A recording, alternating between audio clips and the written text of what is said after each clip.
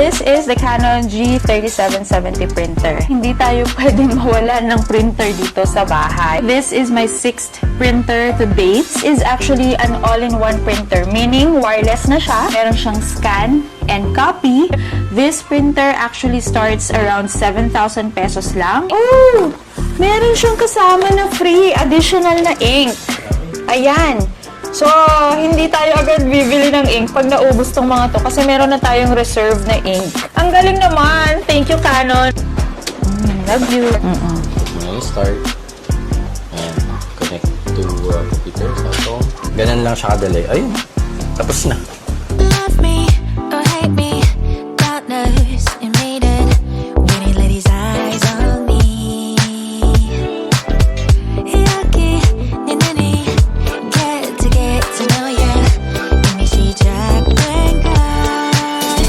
How do you think I'm sweet? I'm sweet, so sweet. Till we kiss and I'm sick of your heart. I'm not okay. Hi everyone! Welcome back to our YouTube channel, and for today's video, I'm gonna share with you the newest Canon printer that I recently got. Ito yon! This is the Canon G3770 printer. And alam nyo naman na dahil meron tayong small printing business dito sa bahay, so talagang mahilig ako sa printer. And of course, dahil nanay tayo, may mga anak tayo na students, especially sa school, ang daming mga kailangang i-print. Kanina nga lang nag-print na ako ng mga kailangan ni Orion sa school. So, kaya kailangan hindi tayo pwedeng mawalan ng printer dito sa bahay. And hindi lang naman siya yung pinagpiprint ko. I also print for other students kapag may mga homework and project. So, sa akin din nagpapaprint yung mga parents. Anyway, this is my 6th printer to date. So, I also have different types of printers. So, ang meron ako for Canon is Canon G1010, yung dati ko pa na printer talaga. But unfortunately, it is not compatible with a MacBook na currently ginagamit ko. So, I actually bought another printer which is the Canon G1020 na compatible siya both for Windows and MacBook. And I also have other brands of printers din talaga dahil yung mga products natin sa ating printing business ay gumagawa rin tayo ng ibang ink ang kailangan for the printer, which is a sublimation as well as the pigment ink. And now, we are welcoming the newest Canon printer dito sa ating bahay. And as you can see, color red siya. It's actually available in 3 colors. So this one is the red color, merong black, and merong white. And since meron na akong black and white na printer dito sa bahay, so ito na yung pinili namin, which is the color red printer, just in time for Valentine's Day, kaya lang medyo nahuli siya. So, ayan, let's see. We're going to unbox this. By the way, this is actually an all-in-one printer, meaning wireless na siya. So, kahit hindi nakakonect yung ating laptop, ay makakapag-print tayo. Pwede rin siyang mag-print via your mobile phone. And of course, meron siyang scan and copy. And gusto ko rin palang banggitin sa inyo na this is the newest version of the Canon G series. Kasi yung unang series na we had before, that was like year 2021 pa or 2020. And yung Canon printers nila, mas mahal. Yung series na yon, mas mahal yung all-in-one printer compared dito. This printer actually starts around 7,000 pesos lang, especially if you are purchasing them online via Shopee or kung ano mang online apps ang meron kayo. So, mas mura siya, especially kapag may mga vouchers kayo. Compared doon sa naunang G-series na umaabot ng 10,000 ata yung G-series nila na all-in-one printer. Let's now unbox our newest printer from Canon. So, para makita niyo kung ano yung laman, ayan, ngayon ko pa lang talaga siya i-unbox. Naka-tape pa lahat yan. So, inalis lang ni Papa kanina yung bubble wrap para hindi na ako mahirapan. Kasi nga, walang nakalagay doon sa packaging kung yung top part. So, para sure na hindi niya baligtad mailagay sa floor. Medyo mabigat din kasi siya compared doon sa mga naunang printers natin from Canon.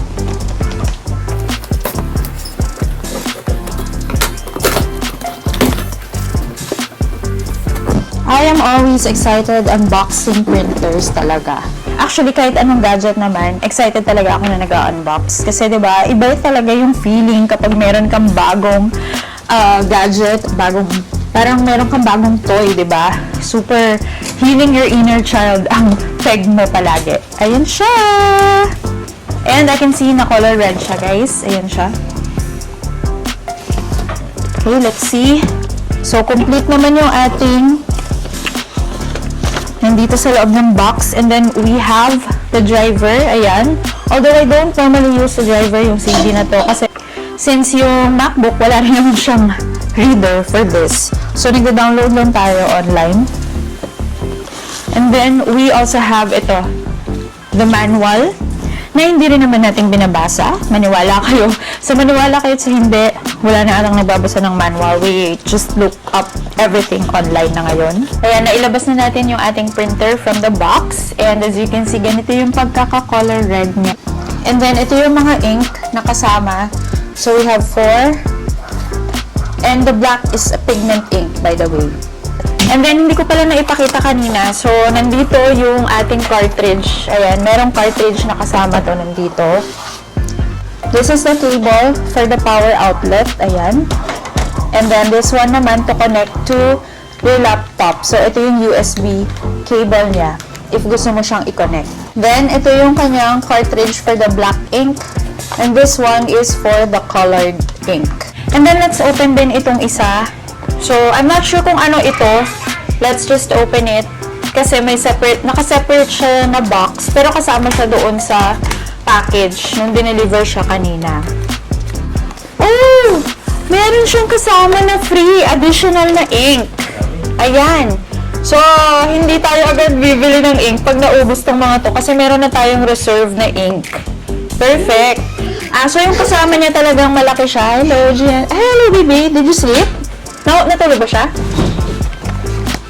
So, yung original na kasama niya na ink, originally, ganito siya kalaki. Pero yung refill na, kapag kunwari bibili ka ng refill na ink, so, ganito na lang yung kalaki. Medyo payat na yung ink bottles nila. Wow! Ang galing naman! Thank you, Canon, for the free ink. Love you! So, ayan, pag inopen natin. And then this one, nandito yung scanner niya. Ayan. So, ito yung bed scanner niya. So, babasagin siya, kaya medyo mas mabigat siya compared dun sa isang printer natin. So, you can scan or photocopy here. And if manonotice ninyo, may mga pindutan siya dito sa harapan compared dun sa mga compared doon sa G1020 and G1010 natin. Tapos, meron pa siyang screen dito. But, we have to try this. We have to set it up muna. Para matry natin yung printing niya. Tapos, lalagyan pa natin kasi siya ng ink and cartridge. Since hindi pa natin nagawa. So, ayan. Dito siya. Ayan. Ganyan siya. So, kapag mag-a-apply ka ng mga visa, pwede ka na mag-photocopy diretso na dito. Tapos, papel ng kotse, ganun. ID. Ayan. So, yung scanner, ito na yun. Scan and photocopy na to. Fine. So, if you'll open this, dito natin ilalagay yung ating cartridge. And, so, ayun yung cartridge niya. Ayan. So, i-power on na natin siya. Nailagay na natin yung ating saksakan. Okay, wait lang natin. So, digital na rin yung ano niya. Yung sa screen niya na maliit. Diyan, nakapalit sa wifi. So, ikaw na mag-setup. Alam mo naman, di ako marunong mag-setup. Pinag-aralan mo na kami. Pinag-aralan mo na. Wow. Ayan. So, now, lalagyan natin yung mga cartridge. Ayan! May mas social yung printer mo. Ayan. Okay, lagyan na natin yung, ayan, for the black. Open na natin yung colored na cartridge. Okay naman yung pagka-red. Di naman siya mukhang ano. Mukhang cute eh. Yan. And then, sara na natin siya. Oo.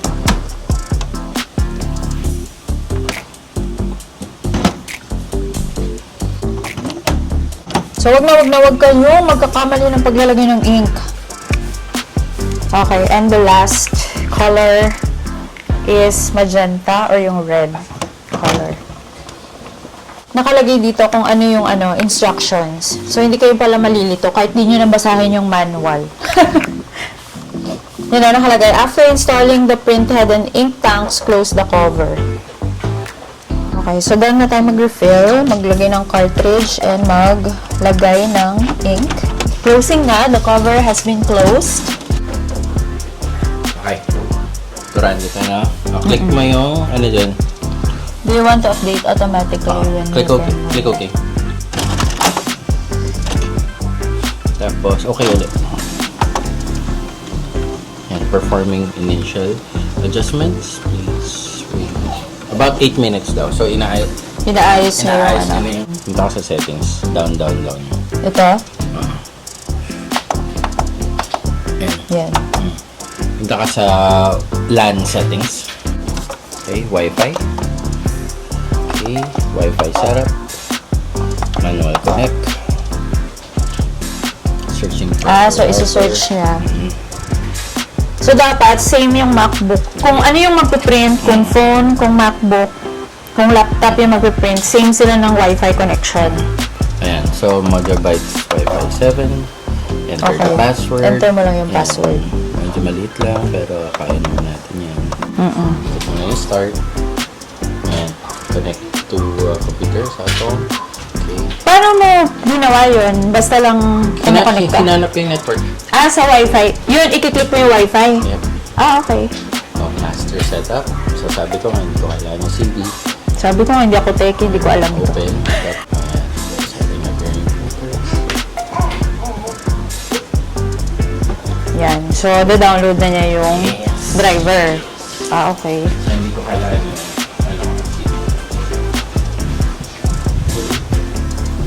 Ayun na po. So, ayun na po.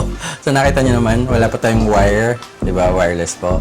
Nung pagka-setup po natin dun sa installer online, nag-green na po siya doon. Na-add na po natin. So, try lang po natin mag-test print if you want. So, print alignment muna. Ayun, pati yung color, may color na lumabas din. Yan. And try natin print yung kay Orion. Mabilis siya mag-print. No? Yes, what? Yung sa Filipino mo to. Ano hindi? Yun. Try natin mag-print ng colored. Pwede na mag-print si Orion kaya nandito siya. O, tuturuan kita mag-change ng settings ng sige. paper. Ganun lang siya kadali. Ayun. Tapos na. Oh. Magpiprint na naman siya. Amazing, Okay na. Dala-dala pa niya sa school. Ayan, finally na-set up na namin yung bagong printer natin, which is the Canon G3770. And mabilis siyang mag-print, as you can see. Ayan, nagpiprint si Orion ngayon and we're using wireless. So, dito siya nagpiprint sa aking MacBook. Pero, you can also use mobile devices like iPad or yung phone. Pwede rin daw. So, ayan, nakapag-print na si Orion. And, kung gusto nyo bumili ng Canon G3770, mas mura siya kung kukunin nyo siya via Shopee kasi maraming mga vouchers and discounted siya. Nasa 7,000 lang ito. Makikita nyo dito yung link sa ating description box or dito sa mismong video. Just click it and purchase yours too. Thanks so much for watching this video. And if may questions kayo, just comment down. Bye!